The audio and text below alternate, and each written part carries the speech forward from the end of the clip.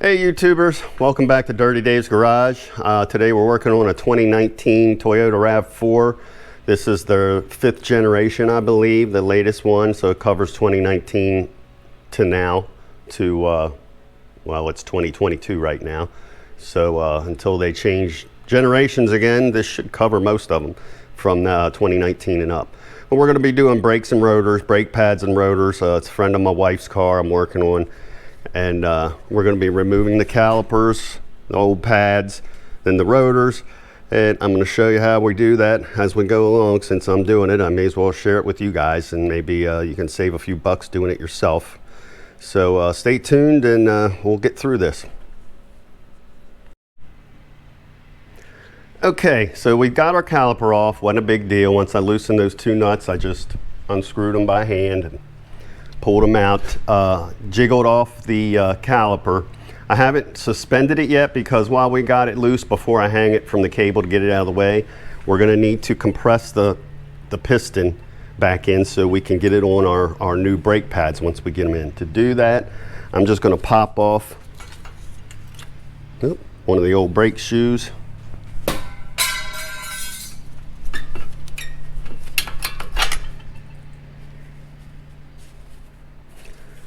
And I have this little cheapo tool, and I'll put links to all this stuff. I'll find it for you on Amazon. These little brake compressors are pretty cheap. We'll put the old brake shoe over top the piston. And then all you do is you just keep tightening this till it pushes it back in.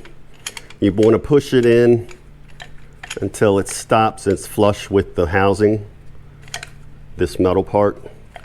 That rubber boot, you can see it expands, and you'll turn it, it'll be stiff. You let go a second, it loosens up as it keeps compressing. Hopefully you can see this while I'm turning it. And just give it a second between turns. Give the rubber time to compress so it doesn't get pinched or anything. One other note I will mention before I did this, when you do this, it's going to push brake fluid back up into the master cylinder. So I loosen the cap on the master cylinder. But keep an eye on it as you turn it in. We're only doing one at a time. Hopefully it won't be a big deal, but it can overflow, and you don't want that brake fluid flowing out, running down your firewall. If it overflows or it's getting close to the top, get you a turkey baster or something that you can suck some of the brake fluid out with, and just put new brake fluid in after you're done, after you've compressed the brake pedal. We're not opening up the brake line, so we shouldn't need to bleed anything. But we'll keep turning this. You can see it's getting tighter, it's pushing it in, it's getting closer to the housing, and it's going in pretty easy. I'm just taking my time, turning it a little bit at a time, letting it push in. And I'm about halfway in right now, so I'm gonna stop and I'm gonna take a look at our brake fluid. And I need to put the camera down for that, so bear with me, I'll be right back. Okay, so we got our piston pushed all the way back in. You just keep winding that tool till the brake pad stops, because it'll I'm trying to do this one-handed, folks, and provide light at the same time. But when that brake pad gets flushed with the exterior housing of the caliper, it's going to stop turning. You'll know, and at that point, just loosen your little tool back up and pull it out, take your old brake pad out. And now we're gonna just run the line, run this old piece of electrical wire I have through here, and suspend this to get it out of the way, so then we can take the bracket off. And for removing the old pads, you should be able to do it by hand, but if you have problems, like I'm just grabbing this one and working it out, you can put especially if you're doing the rotors too, a little screwdriver behind it or something to help you if you need to. But if you aren't replacing the rotors, if you're just doing the pads, just be careful not to damage the rotor as you get it off. But it should come off by hand. You shouldn't have any problem. All right, I'm gonna get this hanging from a wire, and then we'll take these two 17 mil bolts off of this bracket and get it out of the way, and then we'll be able to take the rotor off and put the new one on. So we'll be back. All right, we got the two 17 mil bolts out. We removed the bracket the caliper bracket. Now that you can see the rotor's pretty loose, should just be able to take it off by hand. Occasionally, those things will get hung up on your hub. It'll like rust a little to it. You might have to take a hammer and bang on it from behind. Just be careful not to bang up your dust shield or it'll rub your brake discs and make noise when you're driving down the road. So once you get your new ones on, just make sure nothing's touching it from this dust shield.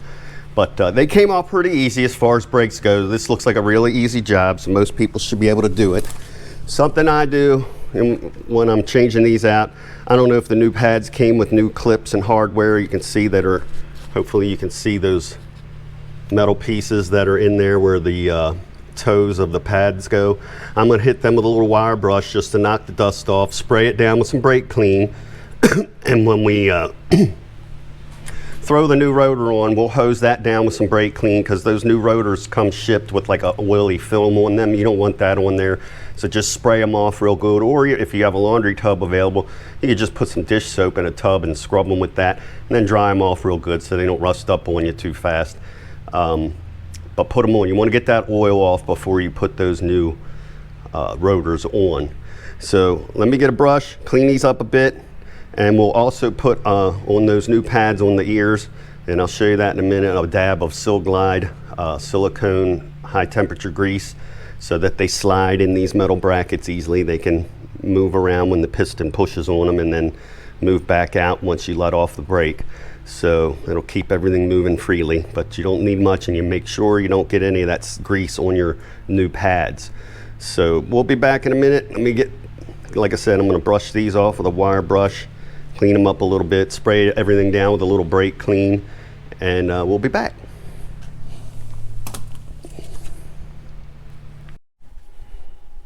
All right, quick update and some tips. So I put the new rotor on, and I put the bracket, the caliper bracket back on, and hand threaded in the 17 mil bolts to hold everything in place.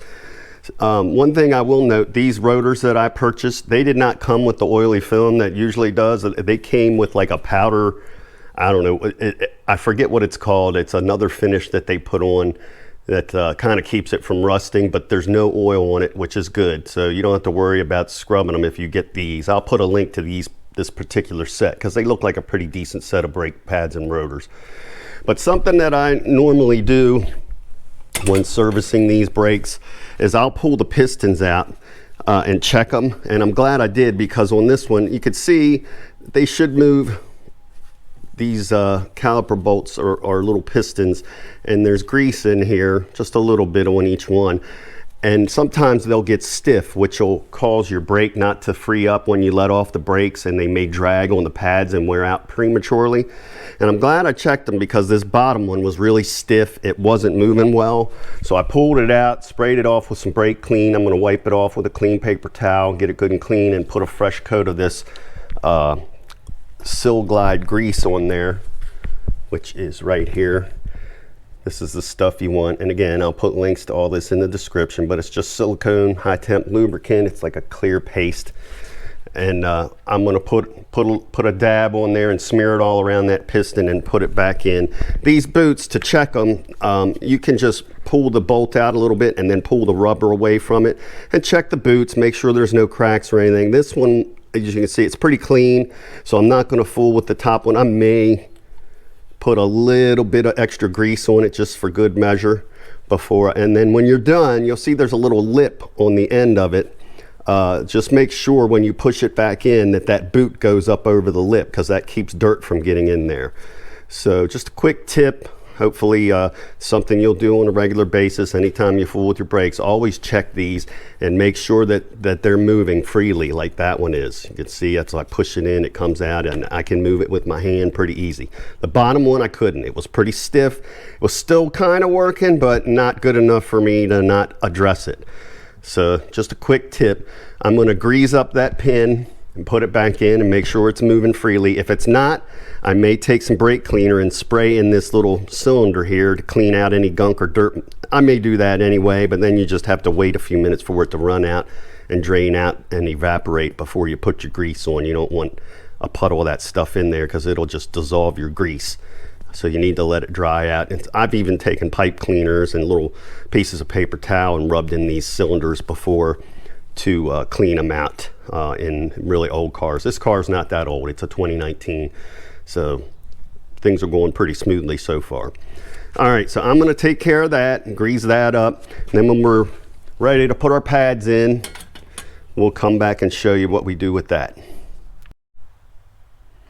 Okay, so we're ready to put our new pads in. I've cleaned up the pistons, put fresh grease on them, the caliper pistons, so that one's moving a lot better now. Just real quick, wanted to go over where I'm going to put that grease, that silicone grease. I'm going to put a dab on each of these little ears on the brake pads. Hopefully you can see that, the little end on each end. Just smear a little bit on each end, on the edges of the ear. Maybe a little bit on the little like bottom here. Don't get any on the pad itself. Once I get them in place, I'll probably put a dab here on the outside of the brake pad and just a light film on this portion to make sure nothing sticks to it. Make sure that the piston doesn't stick to the one in the back, or this doesn't get stuck to the outside of this and get hung up or anything. But you don't want any on the inside where the actual meat and the pad is that's rubbing your brake rotor. And these, you'll see they're curved, so make sure you follow the curves. Like this is going to go on the outside because that's the way the drum curves, and you can see the curve to it. So it's pretty self-explanatory what you're doing here. Again, just put a dab of grease on each of those ears and along the bottom edge of that each pad and the top edge. Don't get any on the pads themselves, and then you're just going to slide them in to these spots. I'm not going to be able, you may need to go in like at an angle, like put this side in first and kind of push it in this way and then snap it flat against the drum or the rotor. And make sure you keep your rotor snug up against the hubs so that they go in straight. And you just want to, again, put them in kind of like in this direction into those clips and then slide them. That grease you put on will help them to snap in place where they belong. So let me get that done, and I'll show you what it looks like when we're finished.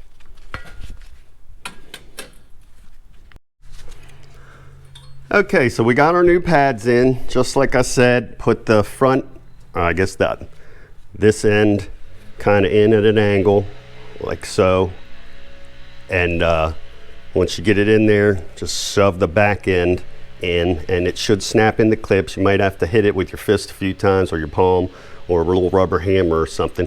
Same with the back side. It's a little harder to see the back side, especially when you're trying to film and do 3 things at once, but you may have to jiggle your rotor to get them all to go in flush. Just keep doing it until it looks nice and tight like this on both sides, and you know your brakes are in both slots where they should be. Hopefully you can see that, and everything is nice and squared up.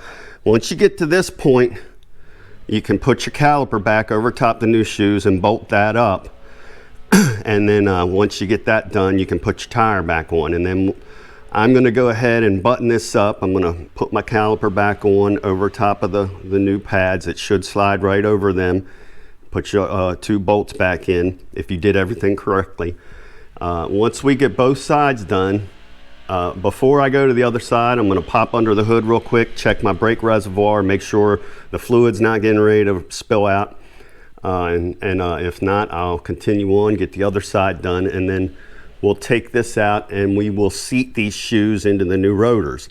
And to do that, what you want to do is just get on some open road where you're not going to impede traffic. Take the car up to about 20 miles an hour and then gradually push your brakes on and slow down to a stop. Do that 2 or 3 times, then speed up to about 35 and gradually put your brakes on.